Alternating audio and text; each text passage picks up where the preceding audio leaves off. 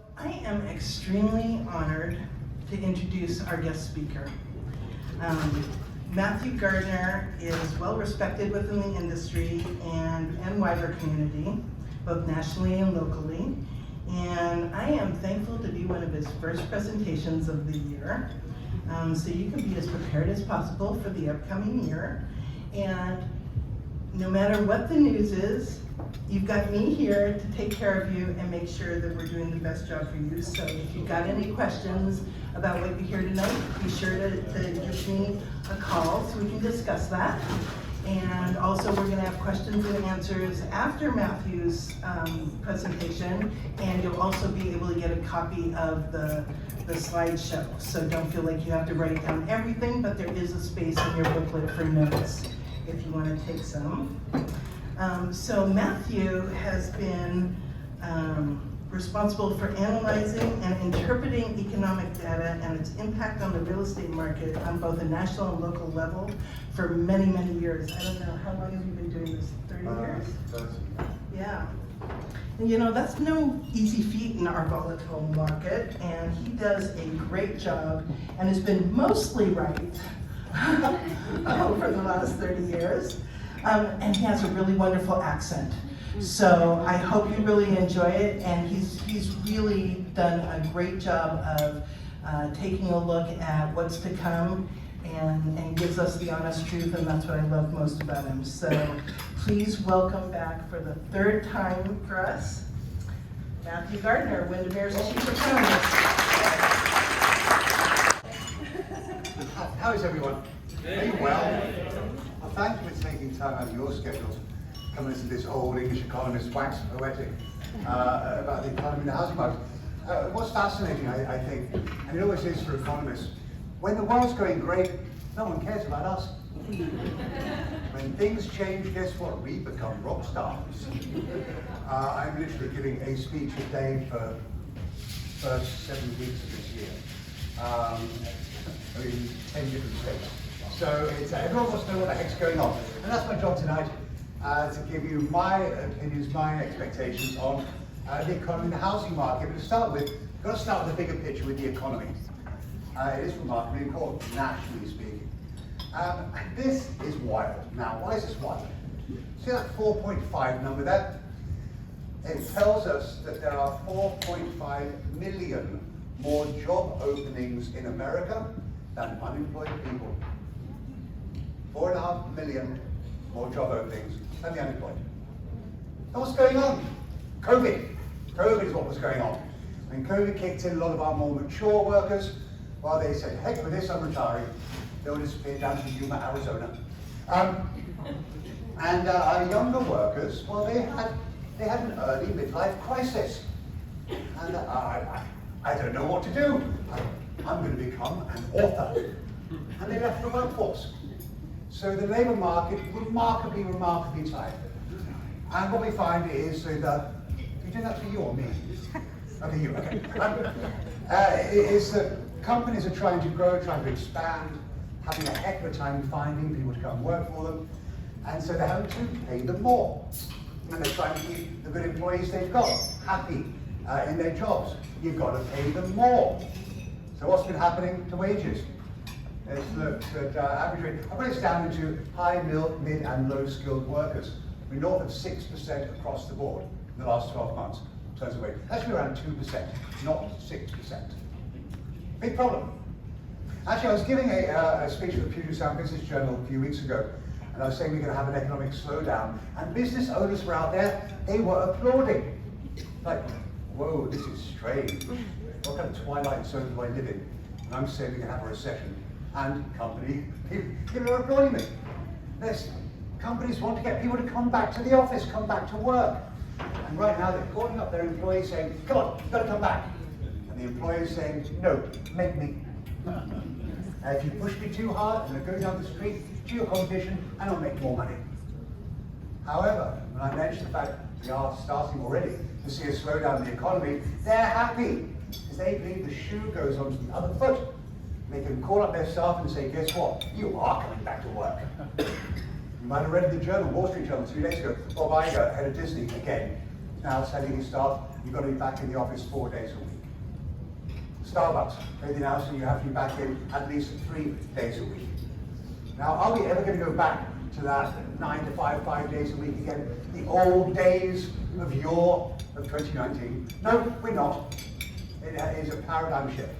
But are we all going to be working remotely in perpetuity? No, we're not. When COVID started, I was getting reporters calling up saying, okay, so we're all going to move to Yakima, right? No, we're not, for lots of reasons. No. But it is that hybrid model, it's that blend of working at home and working off. Now, when you start seeing wages go up, and the PPP money, the printing press money that's going on, is that inflationary? You betcha. It is. That's inflation. This is total CPI, cost of goods and services across the nation.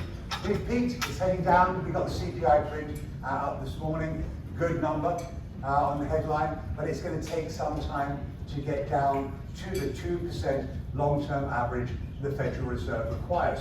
It's getting there, and why is it going to take so long? Prices are what economists call sticky. And what that means is they can be very fast to go up, but they're very slow to come down. And quite frankly, corporate profits are astronomical right now. There's a lot of price gouging that's still going on. But the bottom line is, we've seen the worst inflation, it is going to start getting better. The Fed doesn't look at this, they look at core inflation, which takes out food and energy. And again, heading its way down, but well above the level you'd like to see. And this is a problem for the Fed. I blame the Fed for everything. My son's bad teeth, bad grades, you name it, Fed's fault. The Federal Reserve has what's called a dual mandate, right? 2 jobs. 1, full employment. Check that box, we are there. Lowest unemployment rate since World War II. 2, stable inflation, not so much. So what have they been doing? Raising interest rates. The Fed's funds rate, my forecast going forward, they don't think actually in January, it'll be the last 2 months. So we'll see the rate drop again in February at their meeting and again in March. Here's the problem. The Federal Reserve is raising interest rates to cool the economy off to allow inflation to slow. There's a problem with that. They have a really crappy track record at doing that well. Invariably what happens is they wait too long to raise interest rates, and then they keep on raising them for too long. They try to achieve a soft landing, and they fail, and we end up having a recession. So they should be raising rates a year ago, a bit more than that, quite frankly. No, they waited way too long. And in my opinion, they should have stopped raising interest rates right about now, or at least not raise them further. I expect to see another half point in the next couple of meetings. But that's too much. And so what does that mean? It means we are going to have a recession this year. And it's going to be okay. It's going to be very mild. It really will. It'll look nothing like 2007. And thankfully, it will look nothing like 2000, the dot-com or dot-com recession we had. Not like 1990. I mean, America's had 19 significant recessions in its history. You're going to have 19 more. Just a fact of life. It works in a circle. So we'll see a trajectory. Now, it's not a guarantee. Most economists believe that we are going to have a modest recession this year. We could possibly skirt it, possibly. But I'm saying, I think people who think that are more in the minority than anything else. So we'll see a modest contraction. Because of that, jobs will be lost. I should probably explain this to you. So that 146 number you see in the next quarter, that means we should have added 146,000 jobs per month in the quarter. But it will turn negative, but in total we're going to lose less than 1 million jobs. Now, that might sound like a lot. There's 157 million of us working. It really is not that bad at all. Remember the first month of COVID? We lost 29 million jobs in a month. 29 million jobs. So really not that bad at all. But most people are expecting to see that slow down because why the Fed? Because the Fed are pretty bad at most things. So that'll happen. Unemployment rate will rise. The Fed has a goal. They want the unemployment rate to be at 4.4. Yes, we'll get there by the third quarter, but because of the fact trends left the station, the economy will be in contraction, it's going to notch up, and even peaking below 5.5%, really not that bad, quite frankly. And that is for one simple reason, and it is the labour force. The participation rate's low. We're not expanding our labour force as we would normally expect to see, again, post-COVID. So this actually, for a period of economic contraction, is not that bad, quite frankly. So, big picture, yeah, the Fed knows what they're doing. They're willing to risk a recession in order to slow inflation down. The goal was for a while to bring on a windfall tax on corporate profits. Given the change in makeup of the House, certainly right now after that debacle last week, it's unlikely that that will pass, or that will actually move forward. But they understand that they have a job, they need to reduce inflation, that's going to be important. We will start spending less. 70% of our economy is consumption, us buying stuff. As interest rates rise, so will credit card interest rates. That will start to slow down, and in turn, that's actually what's going to cause a temporary contraction in the economy. Yeah, the Fed will stop raising rates in probably March or April. They'll then hold them. Then midsummer, late summer, they'll start reducing again because they realise that, uh-oh, we screwed up again. So, you pretty gather, I don't really like the Fed very much at all, but then it is what it is. Yeah, because of the demographics we have, which are very challenging, it means the unemployment rate's going to go up, but it won't be that bad.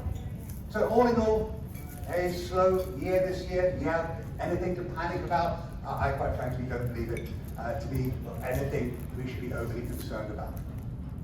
All right, how about our economy here? And this looks at jobs lost and jobs recovered because of COVID. And you can see many sectors have not only recovered all the jobs lost due to COVID-19 layoffs, but they've garnered a significant number more. Few laggards, aerospace is certainly one, and that, thank you, Boeing, is an issue. Government, again, unsurprising. But all other sectors, and even leisure and hospitality is getting close to recovering all the jobs that it lost. Obviously, it was by far hit more than any other through the pandemic. But what I want you to look at is that bottom one there, information, technology, shed a whopping 1,400 jobs. Basically, that was front of house staff. And also people kind of turning servers on through the pandemic, added 20,000 since. And you might have been reading the last few weeks announcements of different corporations saying we're going to start laying off people in the tech sector, left, right, and center. Should we be worried about that? We're certainly pretty tech-centric here in Seattle. I'm not worried, and here's why. The last decade, we've had a 74% increase in growth. Thank you, Amazon. Not sure about you guys, but through COVID, I was buying toilet paper on Amazon, literally. So they were hiring, massive hiring spree last year.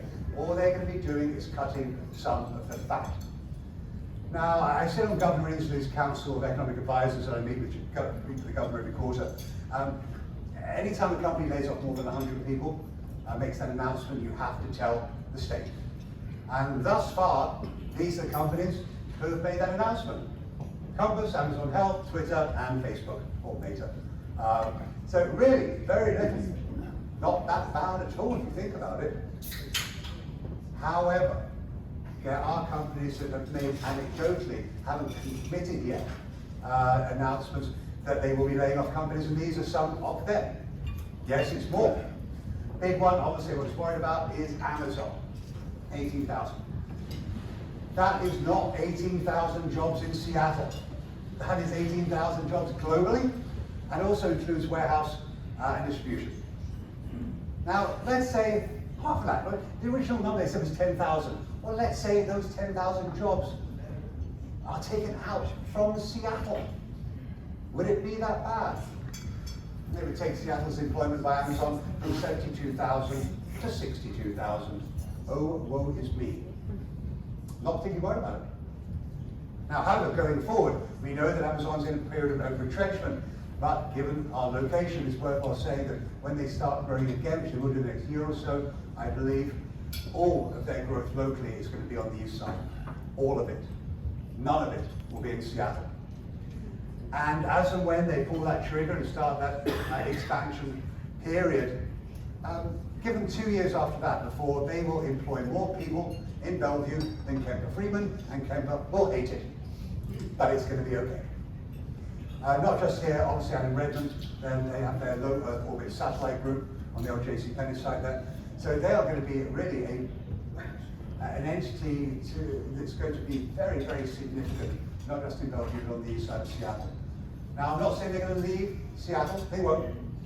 I was working for Mr. Allen and Vulcan back in the day when we actually sold the portfolio at South Lake Union to Amazon, which was interesting, being sleeping overnight on Christmas Eve in their offices. But it was a very big $1.1 billion check that Amazon wrote out to Mr. Allen. They're not leaving, but they're not going to be growing in Seattle either, at least not for the foreseeable future, for lots of reasons I won't get into, but they don't like the politicians, shall we say, in Seattle.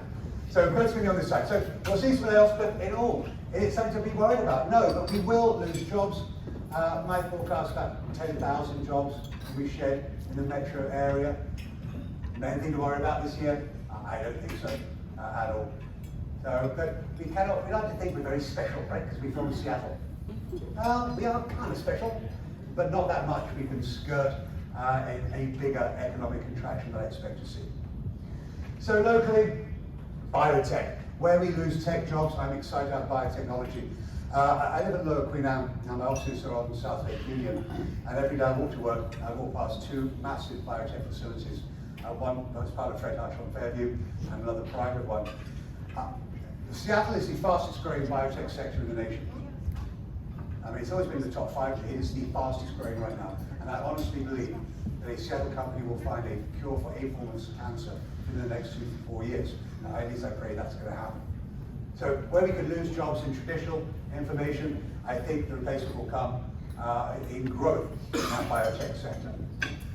Yeah, return to work. 60% of employees do want it. They rather like going down, rolling out of bed with bunny slippers down to the office and being at home.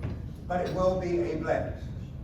Again, companies do want employees to come back into the office. A dear friend of mine is the chief economist of Warehouse, and they got out of building houses back into doing what they do best, watching trees grow.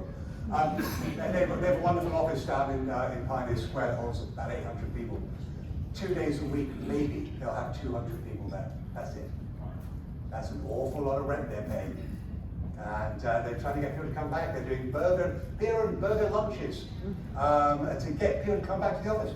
So I think we'll see more and more of it. And right now we know that certainly in downtown Seattle and this year, it's about 145,000 people there per day on average workday now. There should be 300,000. So still about 45–46% of what it should be. But why is this important to have real estate? But I think as companies who have yet to congeal their thoughts in regards to returning to work, it may well find us, when they do make those decisions, you may well find there are some people sat on the fence who have been waiting to find out how often they have to go back into the office before they make that decision to either buy a new house or potentially move somewhere else. Now, I mentioned Yakima, and I was joking about it, but what we have seen through COVID is a resurgence or re-emergence of ex-urban and suburban areas in the Greater Seattle area. No, we're not moving to Yakima, but certainly coming out of our urban cores, let's say out to Mount Lake Terrace, Lake Forest. Well, Mount Lake Terrace is undergoing a massive period of gentrification right now. Lake Forest Park as well. So the benefit is to those ex-urban markets, north of Stonebridge County, south of Pierce County, even out to Kitsap County. Not so much around Bremerton. I'd like to say it would be, but one of these days they'll get that passenger-only ferry to not break down every day. If they can fix that, Bremerton could start being hip, but not until that point in time. But we're not going that much further. You see, why we're moving out is there's a value to our time. We will pay more to live closer to where we need to be. It's why housing prices, in essence, look like a wedding cake. Closer to job centers you get, more expensive, further away, cheaper it becomes.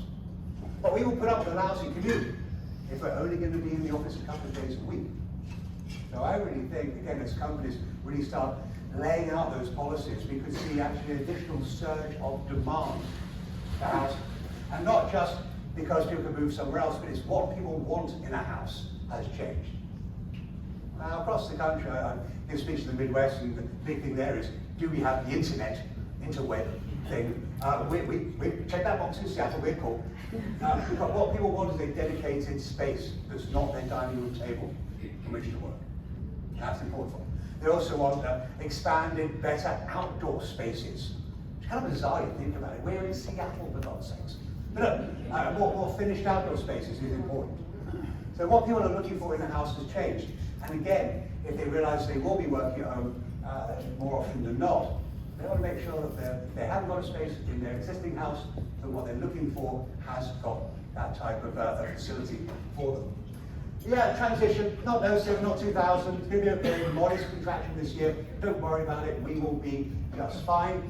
But again, we can't really skirt the overall economic view that we'll see a modest contraction this year. All right, housing, the important stuff. Okay, get your drinks out. Yeah. Mortgage rates. Let's think about, you'll see how old some people are. This is the 30-year mortgage rate on average by month, going back to when it was created back in the early 1970s. I'm sure no one here looking around is old enough to remember October of 1982. No, you're not. Karen, please, no, absolutely not. Mortgage rates are 18% plus points, 18%. We have seen rates trend down consistently, decade after decade after decade, until blame the Fed. So, right about here. And what's been happening? Well, these are weekly rates. And back in 2021, lovely, they were wonderful, sub 3 on the 30, it was great. It was wonderful, what heady times we had. And then what happened? The Fed got up first week of 2022 and said, we are going to stop buying treasuries and mortgage-backed securities. You see, through COVID, they wanted to stabilize the housing market. How did they do that? Moratoria on evictions, so you couldn't keep people out not paying the rent. But on the ownership side, they were buying 10-year paper and MBS mortgage-backed securities. I mean, they were buying a lot of them because that meant the mortgage rates could drop. How much? $2.7 trillion of 10-year paper and MBS paper they bought through that period. Well, then they said at the start of the year, we're done. We're not buying any more. And because the fact they're not in it to make money, they're accepting very low yields, very low interest rates on treasuries, and the same thing with MBS paper. So that led mortgage rates to plummet to lows we had never seen before. However, they said they were going to stop. Well, who's going to pick up the slack? We all wanted a greater return than the Fed was prepared, well, they were prepared to accept. So mortgage rates doubled. Was it real back in 2021 and part of 2022? No, it wasn't. It was fake. It was a sugar high. Who here refinanced their home through COVID? Really? Many of you? Oh, that's right, you all moved, didn't you? So, okay, I forgot, I'm sorry. I refinanced twice. I've got a 2% 20-year fixed mortgage. Free money is ridiculous. It really is. But that's what drove it. It's a classic thing called the 1 in 10 rule. For every 1 percentage point decrease in mortgage rates, you can keep the same payment and actually borrow 10% more. Just mathematics. And that's what we did. And not only were we driven the fact we didn't have to live downtown, we could live out further, massive amount of demand was there, and it was remarkably cheap to borrow money.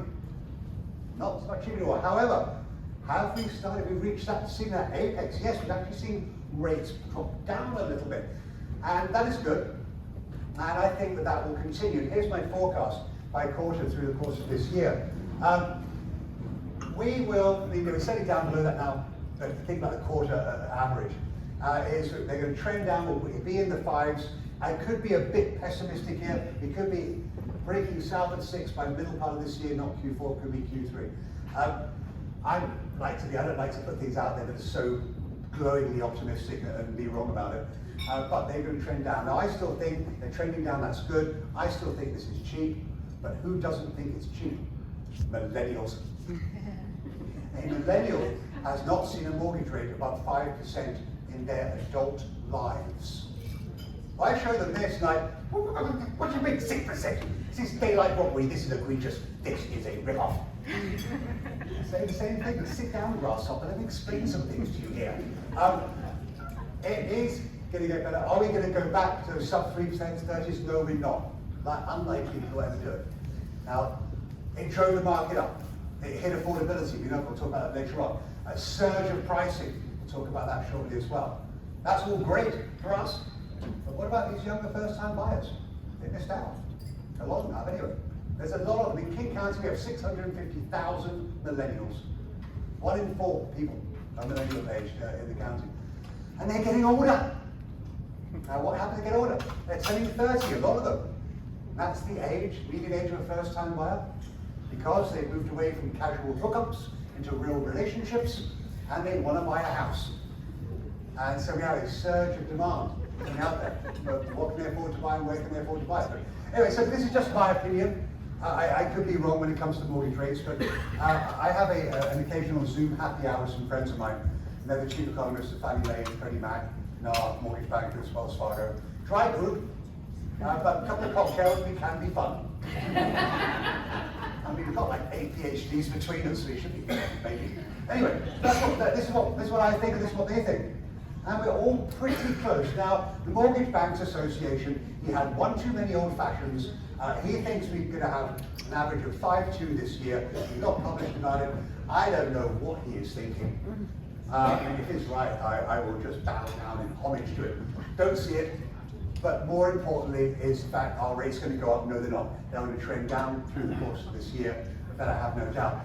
And they could come down a bit faster when the recession kicks in, because people then move money out of equities into fixed income.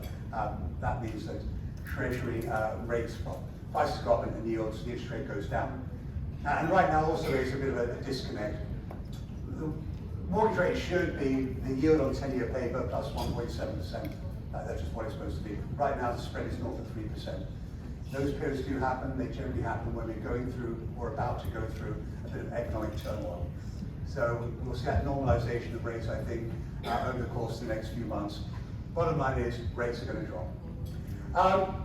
Hold on, that part recording. All right, so King County, here, this wonderful place in which we live. People are still here. We've grown by almost 17% in the last decade in terms of our population. Even grew through the COVID period. No, not moving to Yakima. Fascinating. Right now, what, 2.3 million people live in the county? But here's the interesting thing about it. Oh, this could go on. Here we go. It's this. The dark blue bar is organic growth. Organic being births minus deaths. Right? That's been dropping. 1, COVID. 2, millennials. Less kids, no kids at all. They like spending money on dogs more than children. So that's what they do. And so we've seen that naturally. But look what's been replacing it. In migration, people moving here from somewhere else. Where have they been coming from, you say, all at once? California. California lost population last year. The Western United States historically never loses population, period. But it has. And why are they moving here? Taxes, both income and property taxes, and climate change. Fires, floods, what's going on right now is scary. And what are they doing? They're like, what the heck with this? They're jumping on I-5, or the 5 as they call it, and up they come. 1 or 2 of the city ones stay in Oregon, the rest keep on coming up here. In droves.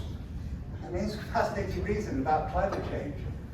Have you noticed the climate changing up here? We have become the Riviera of the Northwest. It's becoming a lot nicer up here, weather-wise.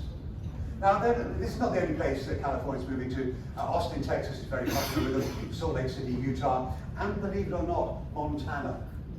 I'm actually giving a speech in Montana next month. And what's interesting there is a lot of Los Angeles bought homes. They probably just were binge watching Yellowstone a bit too much. So they literally went over there and bought up all these homes and estates. And after the first winter, oh boy, they listed them again. They're like, I can't do 32 degrees below zero. I always wanted to watch Los Angeles survive a Bozeman winter. They can't. But there have been driving the housing market here, yeah, very much so. Because they've been selling their 1-bedroom townhome or Muse house in San Francisco for $3.2 million, and coming up here saying, you're cheap, I'll buy 2. Very much the case. Not totally moving here, but a lot of them have been coming. So we've been really relying on that in-migration and not that natural growth. It's kind of fascinating to think about it. But I teach at University of Washington. I just graduated my last master's class and my PhD candidate students. I'm saying to all of them, right, so where are you going to move to? Boston, Chicago, New York? Nope, Seattle. Really? You are boring. But here's the thing, if they're not moving, their parents aren't moving either. They want to be close to them, and then hopefully the grandchildren. They're staying put. So we're not seeing that churn, that turnover. And so our population continues to expand, and people like to live up here, and they are moving up here, a lot of them. All right, homes. Everyone's talking about the big jump in inventory. Now, these are numbers, existing single-family homes for sale. I adjust them for seasonality, otherwise it's like a horrible sign code. It still kind of does, but not as bad. But yeah, over the humanity, we're not even close to the long-term average in terms of listings. And I honestly believe this year, we're not going to see the normal churn. When I say churn, the number of transactions in the resale market. Why? We are all sat on mortgage rates of next to zero. Why the heck would we move? Very true. Now, people will still move for the classic 3 reasons. Job change, death, divorce. We know that's going to happen.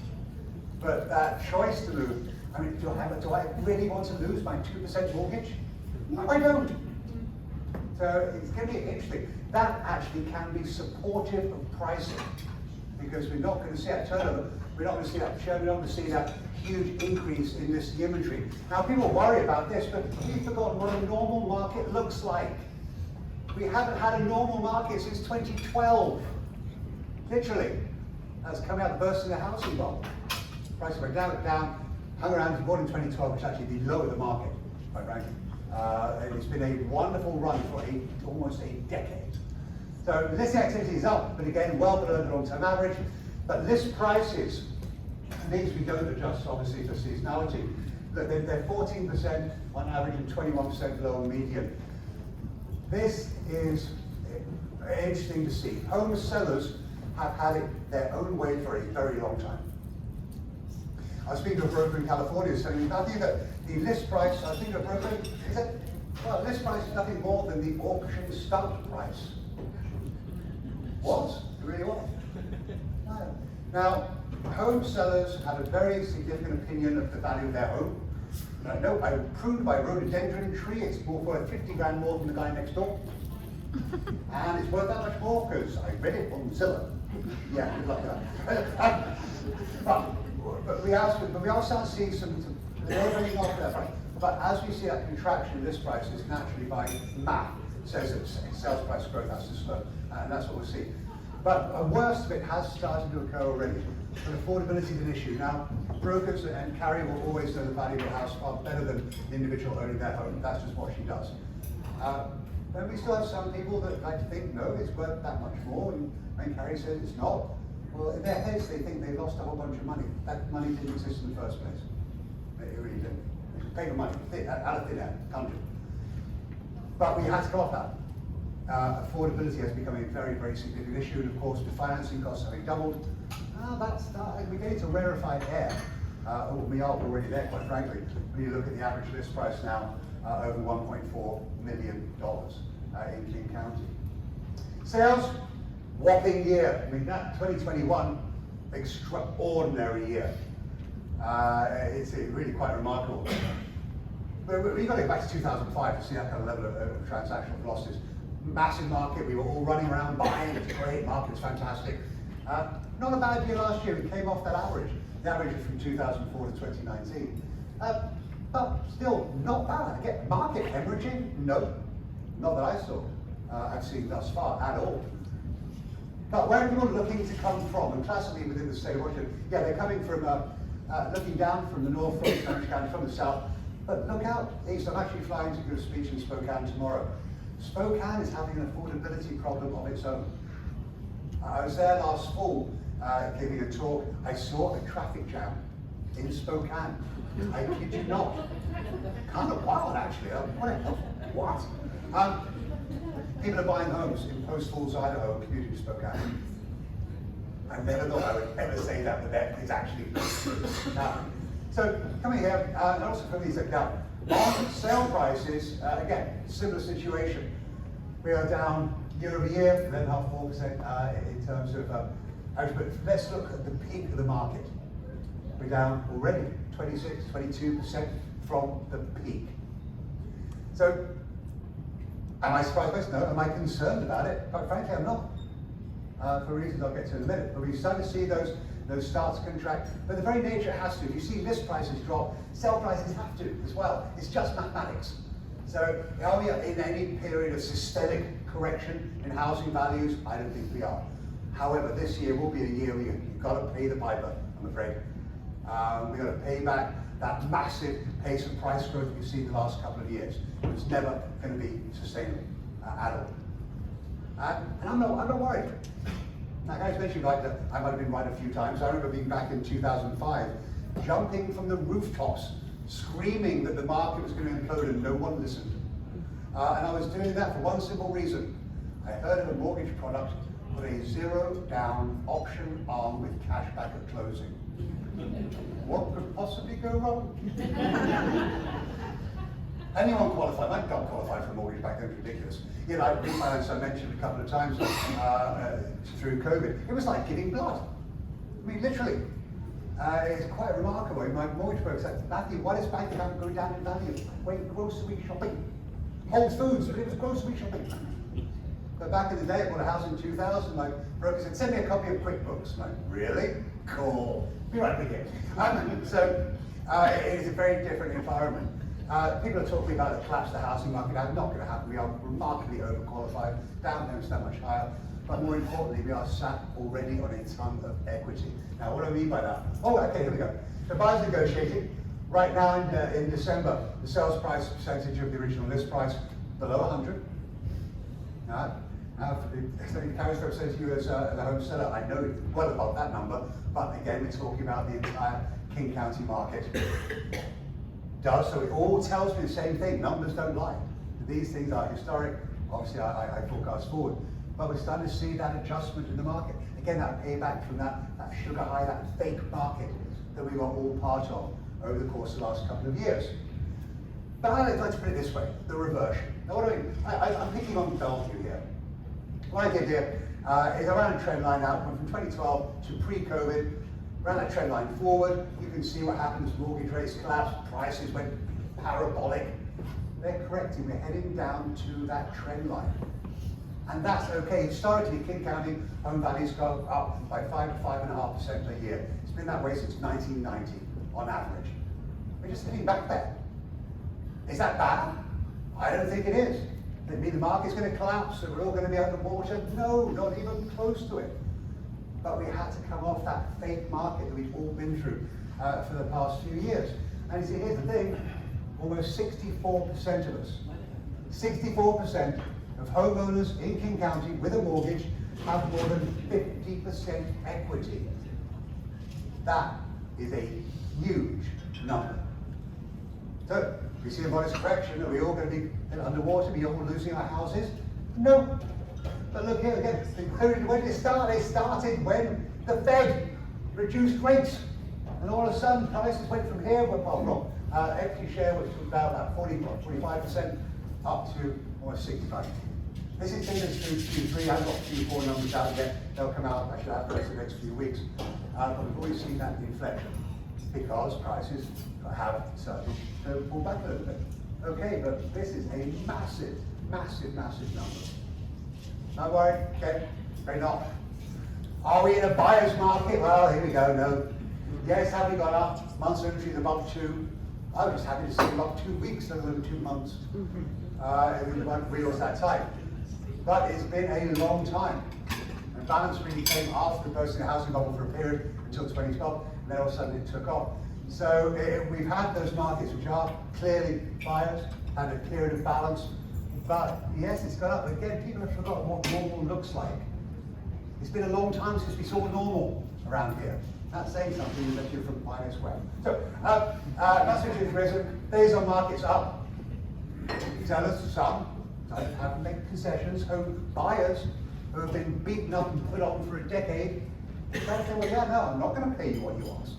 Are you going to pay for my closing costs? I mean, what have you done for me for the last decade? Oh, nothing. So, some shit is occurring there. But because our memories are so short, quite frankly, unless you mention housing bubbles, and then all of a sudden we remember what's going on remarkably quickly. Anyone heard the term that's been bandied around for a while called the housing recession? If you've heard about that, it was actually a quote from a dear friend of mine, a girl called Ali Wolf. And Ali's another housing economist. She's on CNBC and she mentioned that we are in a housing recession. She's actually referring about the new construction industry, not the resale market. You can find that clip, you can Google that clip, and you'll see her there at the table at CNBC's offices, and her phone's by her, and it starts shaking. That's me phoning her. No, I was like, Ali, it's Gardner, what the hell are you doing? So you mentioned housing recession and say, well, we go back to 2007 like it was yesterday. Quite amazing, really. Most I can't remember why I walked into a kitchen, but mention the housing bubble. Oh, I remember it like it was yesterday. So, institutional investors here, they are still here a little bit. Everyone's talking about institutional investment and how they're pricing everyone out. No, we're too expensive. Right now, they're very big in Alabama, Tennessee, Georgia. Those markets. It's just too expensive here for them to be a big part of our world. But at the same time, cash buyers, still 1 in 5 buyers the last couple of years. It's been pretty much close to 20% since, well, the last 3 years, almost, are cash buyers. And that does make sense, think about it. Because if we have cash, we leave it in our BCU accounts, back last year, which was yielding a whopping 0.1%. Much. You put it in the stock market, or not last year. So, are we going to put it in crypto? Please don't do that. So, actually, Ponzi scheme, but story for a cocktail later. But yeah, so 1 in 5 buyers are still paying on cash.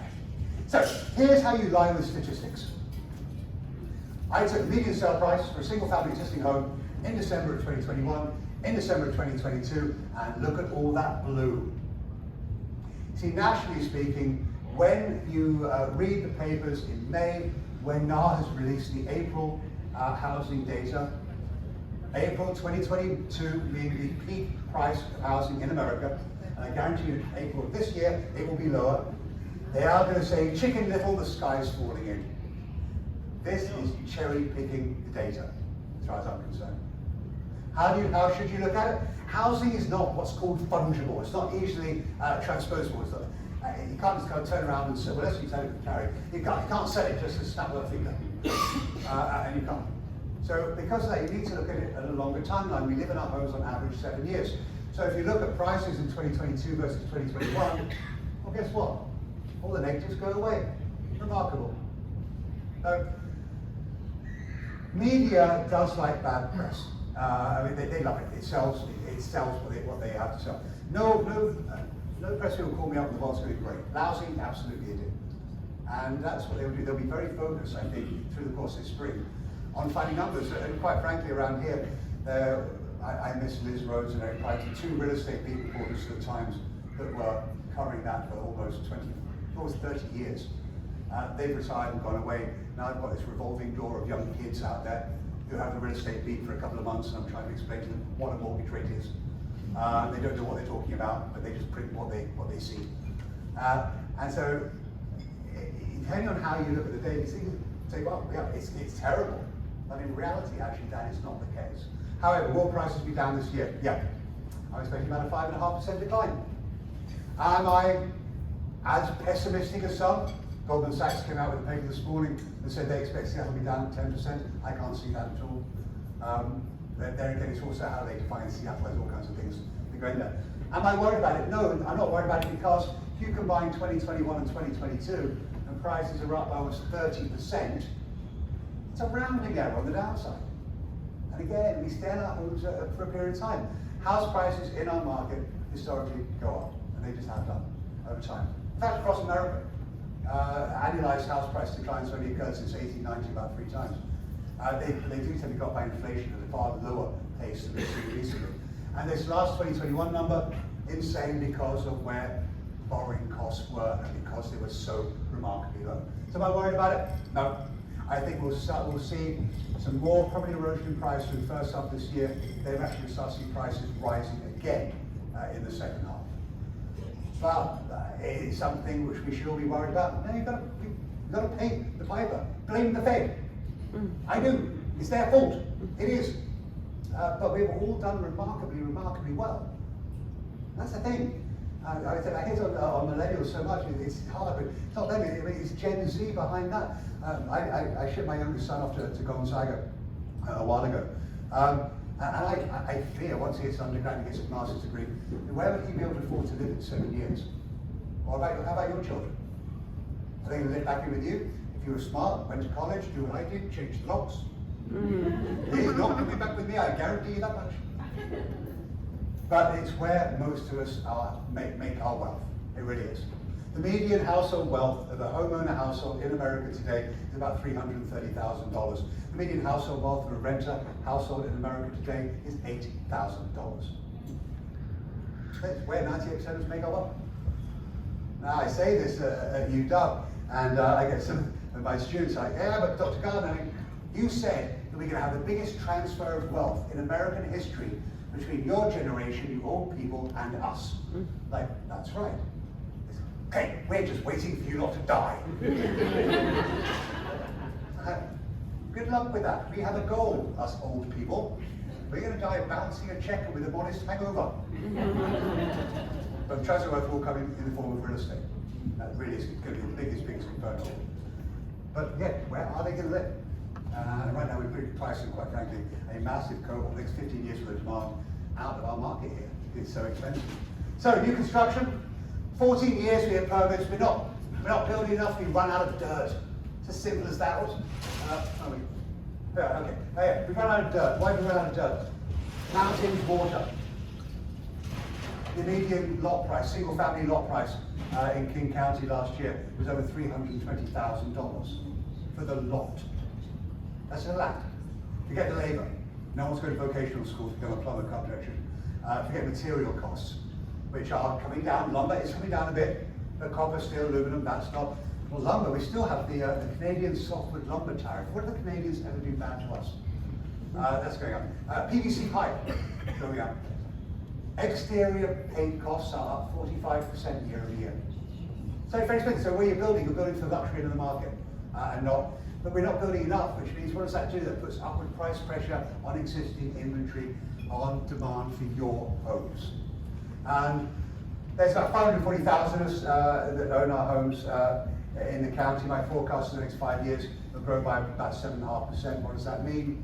Demand for over 41,000 new owner-occupied housing units. When we're pulling 2,000 permits a year, the math doesn't make sense. And even me with PhD thinks that doesn't make any sense at all. And it doesn't. So we need to build a lot more housing. So I took demand by different markets. The only friends in Kent are going to build enough houses. That's it. Look at Seattle. It's going to be shy 10,000 units in the next 5 years. And the trouble is, we definitely run out of land there. If I talk about adjusting the zoning, allowing, let's say, duplexes inside single-family zoned areas, I get pilloried. I get beaten up, literally. But I'm not saying you can't build single-family. Let's look at other ways of utilising the land we've got. But it's a big problem as far as I can see. But again, longer term, that can be supportive of overall home values. Because we're not Houston, right? Houston has a traffic jam. They built another ring road around it. Because they can. We can't. And the trouble is, we like to be all embracive because we like to think ourselves as wonderfully liberal. So yes, build that wonderful small housing, just don't build it near me. Build it down kind of white centre down there somewhere. It's really, that's what we do. Listing up a bit, sales, fairly lousy. We're averaging only about 3,200 new single-family homes, not doing that. Look at the sale price. Almost $1.3 million last year. And that's the year. And I'm not just talking about West Bellevue here. I mean, this is Kent, this is SeaTac, this is the entire county. Which shows really, it's a big, big number. And we always so essentially at that 473 price per square foot, what's happening is that home builders have not been building bigger, where we see in some markets. They're just getting more money. They're not building bigger because we haven't got the land.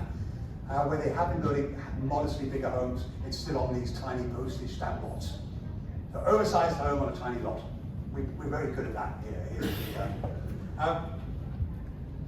11% of sales are new construction or resale, but the premium's interesting. So new construction is becoming more competitive, and it's not because they're reducing their prices, they're not building enough, and the resale market's been lifted up.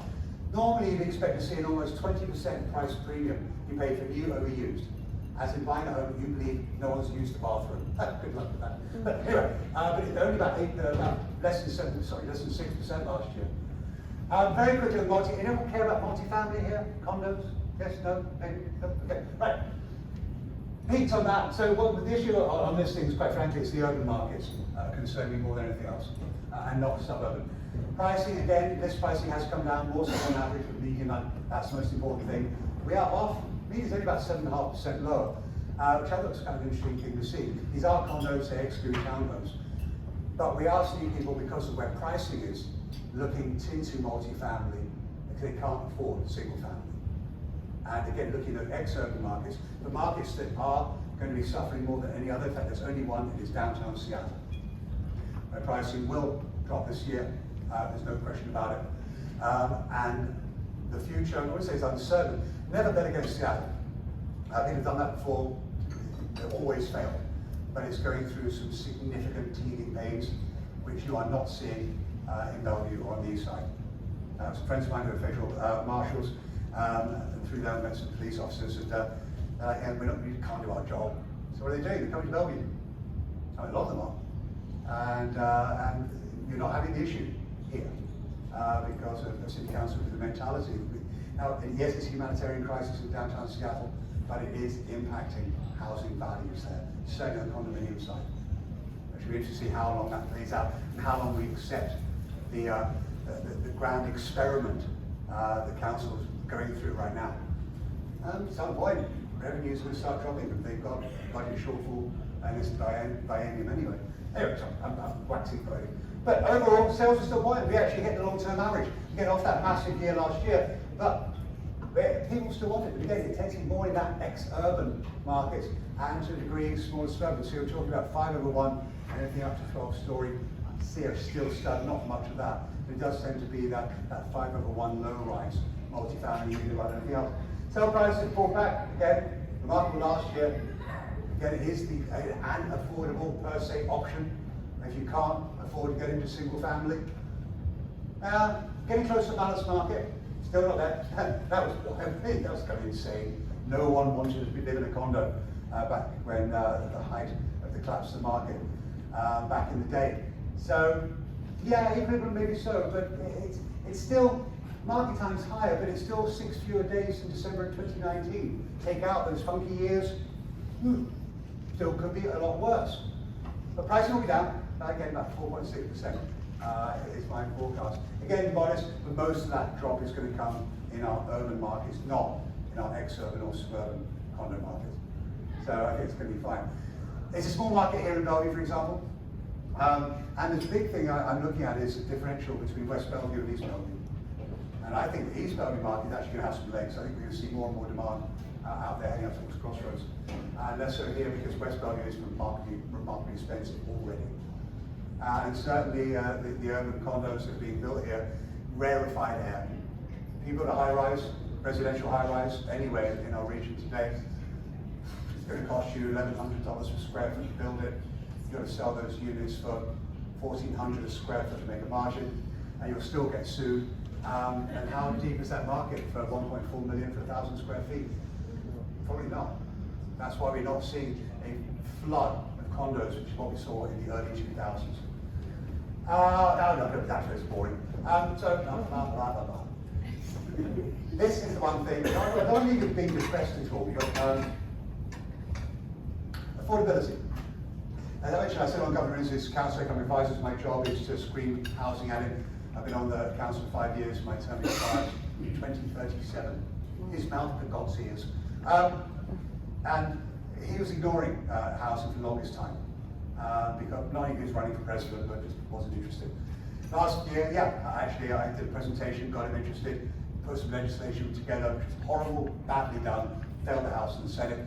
But we are going to start seeing now, I think through the course of this year and next, the state looking at cities saying, if you don't fix zoning, if you don't fix affordable housing, we're going to fix it for you. Now, some city Kirkland's doing a great job. Seattle started to, so is Bellevue already. So they come up with a potential plan on how to address this need. But it's going to take some time because here's the issue with affordability. That top bar it's an index we do at UW, been doing it since 1994. The ability for a household making median income to afford a median priced house. It has been affordable for all buyers since 2013. That bottom one is first time buyers. It has never been affordable, technically, for a first-time buyer in King County. Not good. Not where it should be at all. We've got a lot of them. I mentioned 650,000 millennials out there. We've got to figure this out. For all of us, this is great. I mean, we've made a lot of money on real estate over the years, no doubt about it. We have an entire generation who wants to get stuck on the first rung of the ladder. And we're pretty much saying, no, can't do it. Are we seeing that downsizing I mentioned? Yes, we have people retiring. But what's been interesting about our retirees, they've either not been moving, and a lot have not been moving, and for a couple of reasons. One, reverse mortgages. They've been sucking the money out of their homes. But more than anything else, it's more fascinating to me is they've got too much stuff. And it doesn't matter if great-grandmother bought the Dresser Cross in a covered wagon in 1780, you give it to the kids, it's going to be on eBay next week. So they either are not moving or they're moving laterally to as big a home. So if they're not moving and downsizing, the move-up buyers, well, what can they find? They're limited. And if they're limited, then the first-time buyers are shocked. So I think about retiring, about to retire. Please move. It's time. Go to Yuma, Arizona. No, don't do that. But literally, we need to see that occurring. We just haven't been seeing. We're staying put in our homes a lot longer than you normally expect to see. So at the county level, yeah, I do think there's a lot of buyers on the fence right now. They're waiting for a couple of things. Prices, are they going to collapse further? I'll wait and pick one up on the cheap. Through the period of COVID, when we had a moratoria, basically you could not evictions, we actually had a thing called forbearance. You could not pay your mortgage and you wouldn't be foreclosed on. And I was speaking to a lot of people back during that time. At peak, 1 in 9 homes was in forbearance. They're saying, I'm going to wait. Forbearance will end. Those homes will be foreclosed upon. I'm going to pick up 2 homes dirt cheap. I'm like, no, you won't. And who's right? I was. We went from 1 in 9 homes to today about 0.3% of homes are still in forbearance. Everyone else has got out of it through refinancing, 10-year term of the loan, got the bank right, everything's going to be good. But we are seeing, so they're seeing either, or possibly both, waiting for prices to drop, or certainly waiting for mortgage rates to pull back a bit further.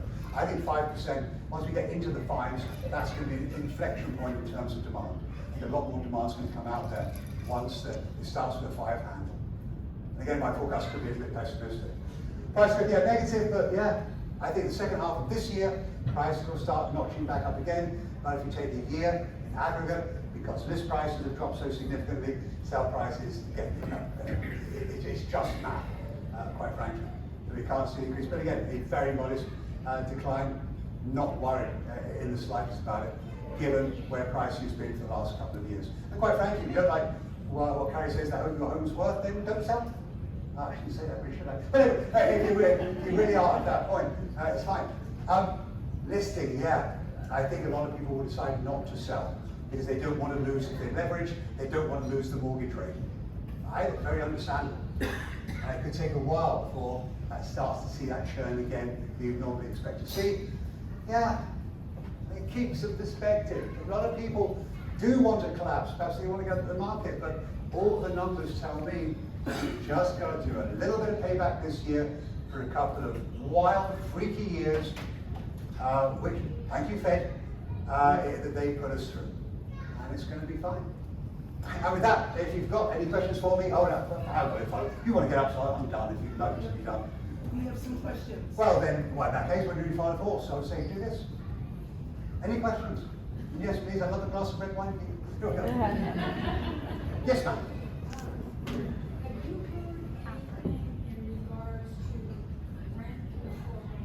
Rent control, yeah. No, rent control, you'd have to have rent control in the state of Washington would require a change to the state charter, which is very, very unlikely to happen.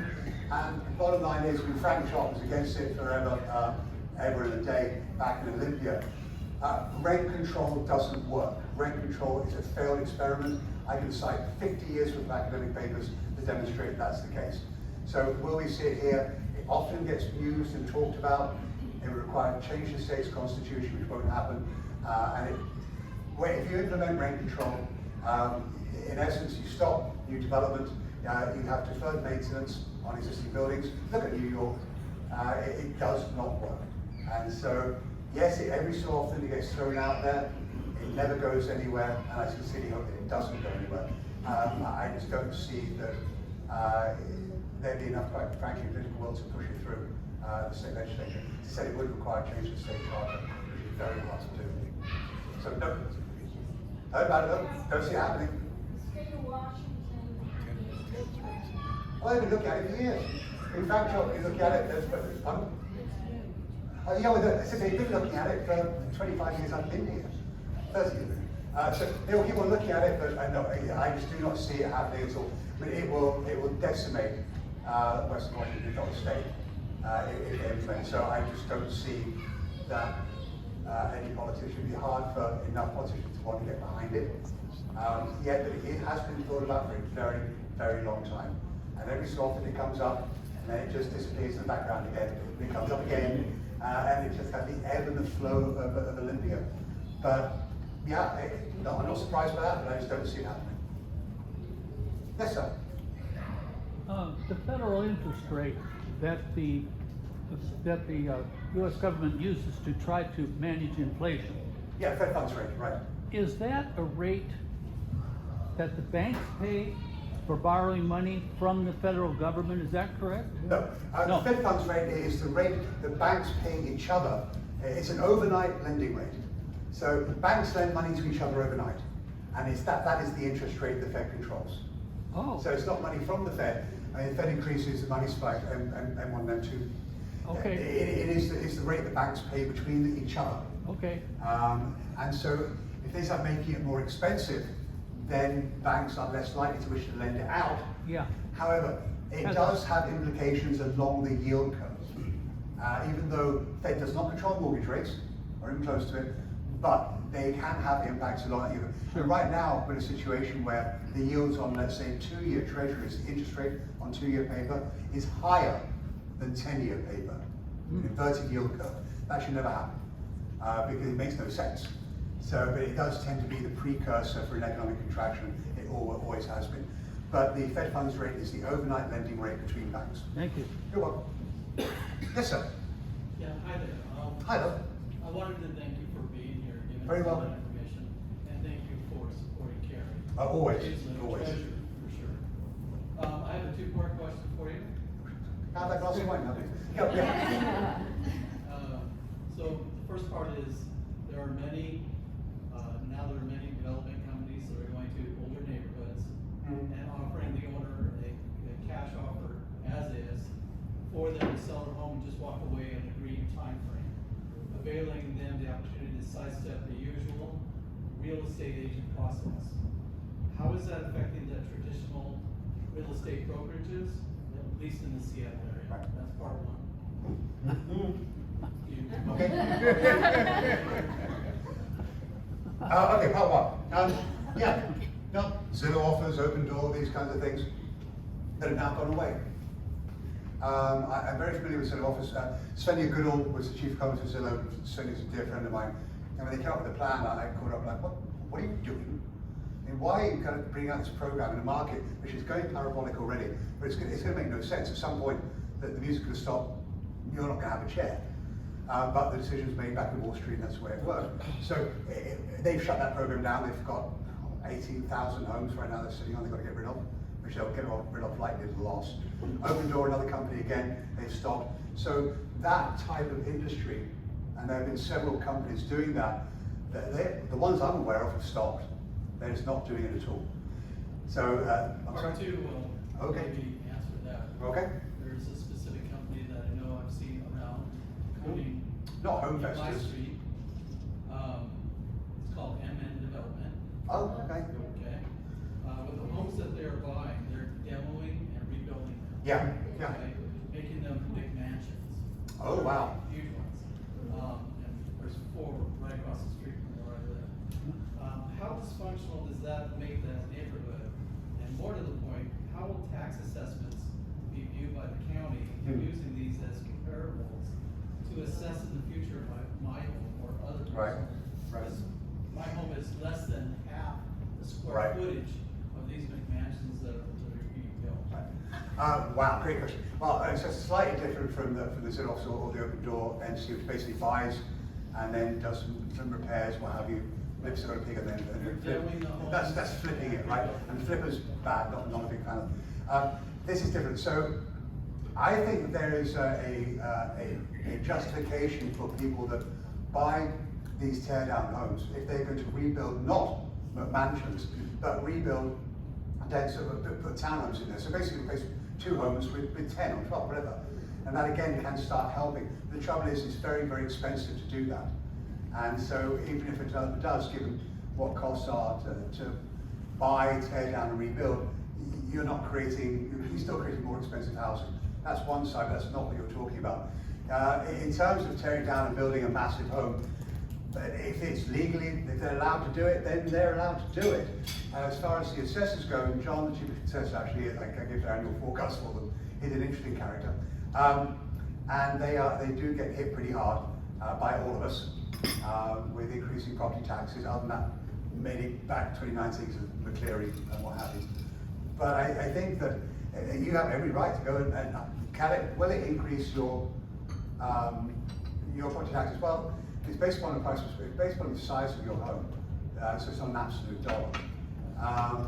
If they take that, are they going to be adjusting for it? I'm not the assessor, so it's not for me to say.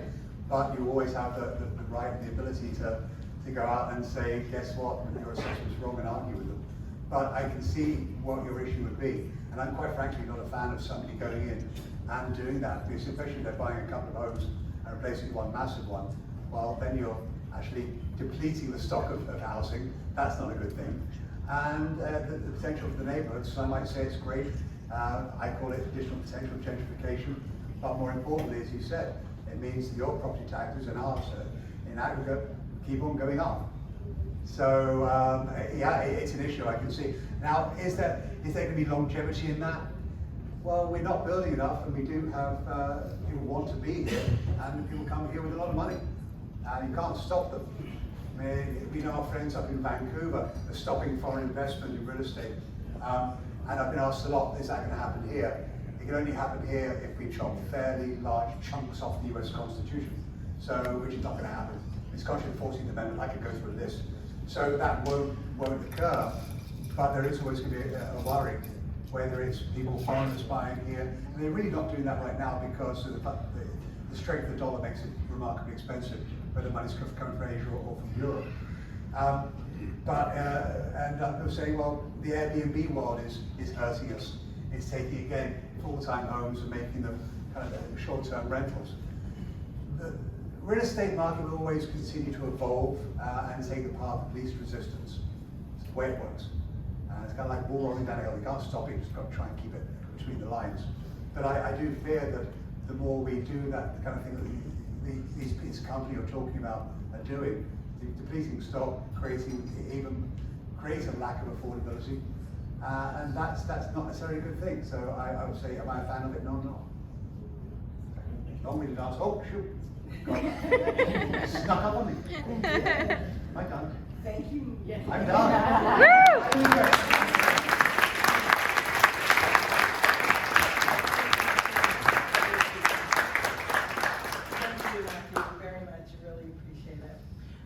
So we were only planning to be here till 7:30, but I still want to have my birthday cake. But I do want to say, if you have any additional questions, Matthew will still be here for a little bit, and always you can call me and talk to me about this.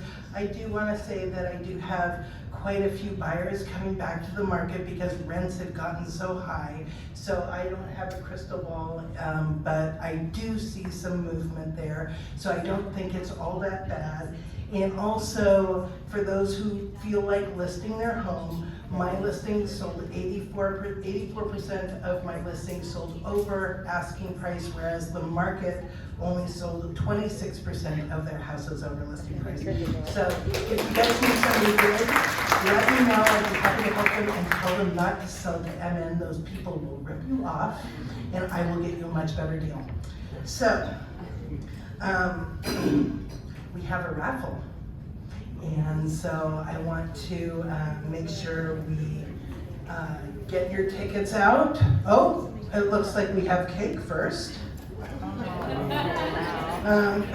So once we have cake, By the way, this cake and the cupcakes were made by Deep Sea Sugar and Salt, which if you don't know it, really, really yummy. So we've got vanilla bean cupcakes and chocolate salted cupcakes.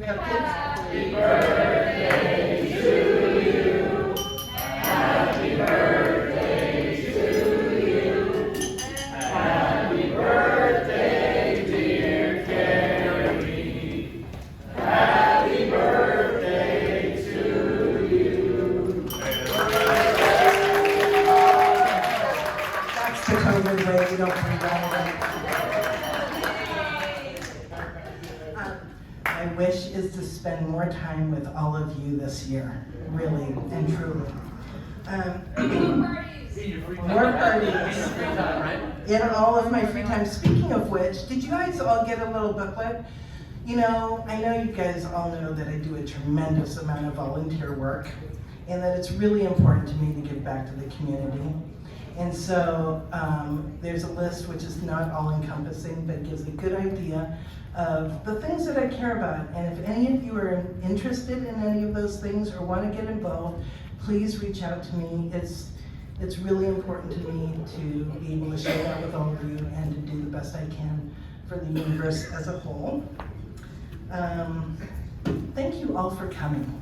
Really means a lot to me, and thank you for thinking of me for all of your real estate needs, really all over Washington State, the US and Canada.